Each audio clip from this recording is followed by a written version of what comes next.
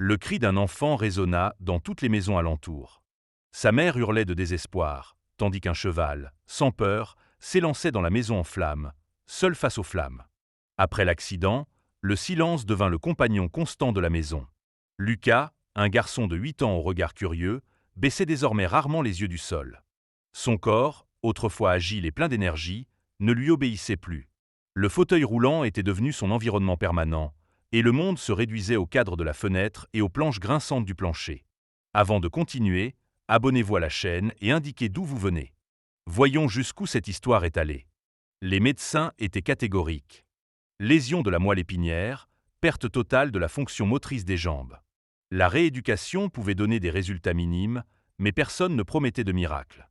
Dans l'âme de Sophia, sa mère, régnait le froid et le vide.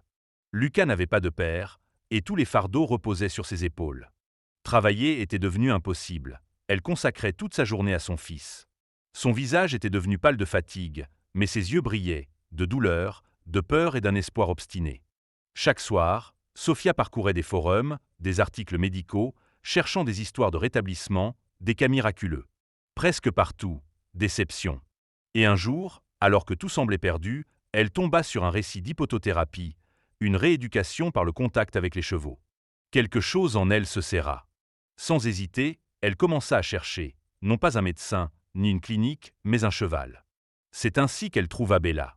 Boiteuse, abandonnée, au regard terne. Bella se tenait dans l'arrière-cour d'une ferme délabrée, avec une patte avant blessée, une fourrure en désordre et des os saillants sous la peau. Ancienne jument de course, désormais simple ombre de son passé. Le propriétaire la vendait pour une bouchée de pain, juste pour ne pas avoir une bouche de plus à nourrir. Sophia ramena Bella à la maison sur une vieille remorque, réparée tant bien que mal. Lorsque les fenêtres des voisins se remplirent de visages, personne ne retint son rire. Leur mépris flottait dans l'air, la femme est devenue folle. Un enfant handicapé et un cheval estropié. Qu'est-ce qui peut sortir de cela? Lucas ne montra aucune émotion lorsqu'il vit Bella pour la première fois. Il regardait simplement. Et elle aussi. Un silence lourd et indicible s'installa entre eux. Tous deux semblaient reconnaître en l'autre des vies brisées. Bella ne fit pas un pas, observant simplement depuis l'enclos. Lucas ne tendit pas la main, il se pencha simplement un peu plus près dans son fauteuil. Sophia installa du foin, remplit l'abreuvoir, fit le ménage dans l'ancienne écurie. Tout se faisait en silence. Les mots étaient inutiles. Car ce n'était pas un plan, c'était le dernier espoir, aveugle, désespéré, presque fou. Personne n'y croyait. Ni les médecins, ni les voisins, ni même elle-même. Seule une détermination silencieuse la poussait en avant, alors que ses mains tremblaient de fatigue. Sophia ne pressait pas les choses. Chaque matin, elle sortait Bella dans l'enclos et plaçait Lucas à côté, dans son fauteuil, couvert d'un plaid à carreaux, avec des mèches de lumière scintillantes dans les cheveux. Ils s'asseyaient l'un en face de l'autre, le cheval et le garçon. Parfois pendant des heures. Au début, il n'y avait que l'observation. Bella ne s'approchait pas, Lucas ne l'appelait pas. Elle broutait l'herbe, il suivait ses pas. Le temps s'écoulait lentement, comme de l'eau fondue. Mais quelque chose bougeait. Invisible, fragile, comme les premières pousses au printemps. Au bout d'une semaine, Lucas commença à apporter des pommes. Il en tenait une dans sa main, tremblante de faiblesse et de peur. Bella regardait. Longtemps. Méfiante. Mais un jour, elle fit un pas en avant. Puis un autre. Et s'arrêta, soufflant, à 1 mètre de la main tendue. Lucas ne bougea pas. Alors elle tendit le cou et, prudemment, presque tendrement, prit le fruit avec ses lèvres douces. Avec le temps, Bella commença à venir la première. Elle s'approchait de la clôture, regardait en direction de la maison. Lucas demandait de plus en plus à sortir.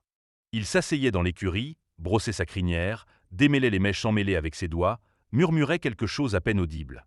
Bella restait calmement, les yeux fermés, comme si elle écoutait. Il lui chuchotait ses peurs, ses pensées secrètes, ce qu'il ne disait ni à sa mère, ni au médecin. Parce que le cheval ne l'interrompait pas. Ne le plaignait pas. Ne se plaignait pas. Elle était simplement là. Tels qu'ils étaient, brisés, rejetés, mais vivants. Un jour, Sophia sortit et vit Lucas rire. Pas de manière feinte, ni par politesse, vraiment, du fond du cœur. Il leva difficilement la main pour la poser sur le cou de Bella. Elle ne bougea pas. Chaque jour, la peur reculait. Lucas commença à demander qu'on le pousse lui-même dans l'enclos. Il apportait une brosse, des friandises, de vieux livres avec des images de chevaux. Le soir, Sophia voyait qu'il regardait Bella non seulement avec intérêt, mais avec respect. Comme une égale.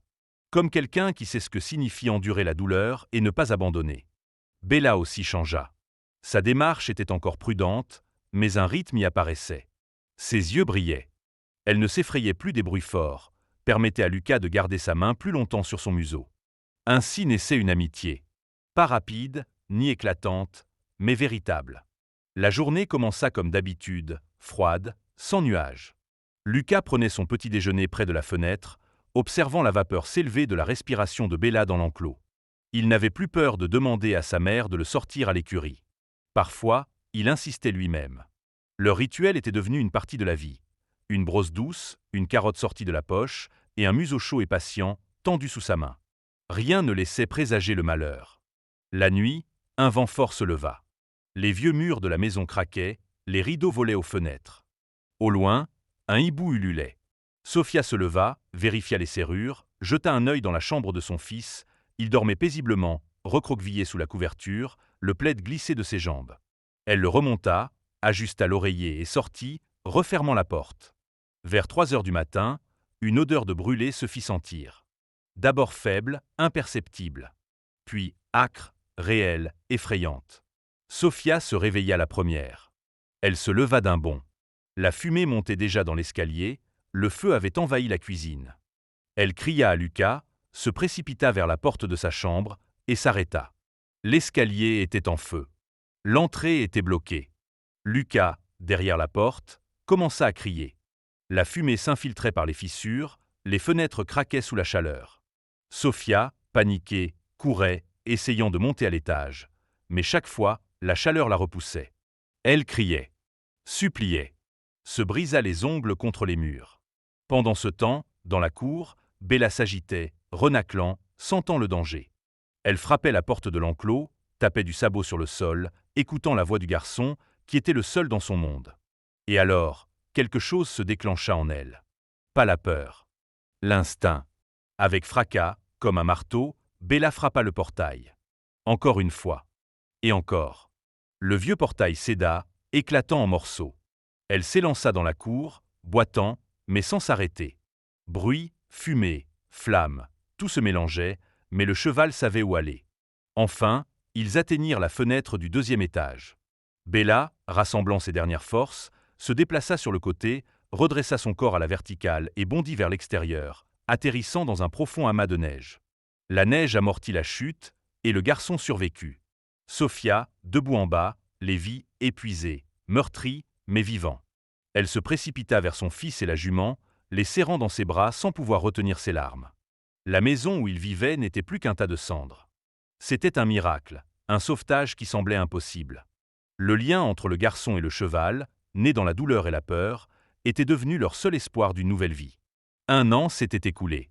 Lucas faisait désormais ses premiers pas hésitants, s'accrochant à la crinière de Bella. Cette même jument qu'il avait autrefois sauvée des flammes. Ses mouvements étaient encore incertains, mais on y percevait déjà une détermination et une force nées de longs mois de lutte et de rééducation. Bella se tenait à ses côtés, patiente et fiable, tel un mur de pierre. Ses yeux, pleins de douceur et de dévouement, suivaient chaque pas de l'enfant, prêts à le soutenir à tout moment. Ensemble, ils longeaient la lisière de la forêt, où les branches vertes ondulaient doucement dans le vent. Le printemps emplissait le monde de chaleur et de lumière, mais dans leur cœur demeurait le souvenir de cette terrible nuit d'hiver, de cet incendie qui avait bouleversé leur destinée. Tout était différent. Lucas avait réappris à faire confiance à la vie, et Bella avait trouvé en lui non seulement un maître, mais un véritable ami. Un être humain qui n'avait pas eu peur de voir son vrai moi, blessé mais fier. Parfois, les anges ne portent pas d'ailes. Parfois, ils marchent à nos côtés sur 4 jambes, nous rappelant que le salut et l'amour peuvent venir de là où on ne les attend pas. N'oubliez pas de vous abonner et de liker. Cela compte beaucoup pour nous.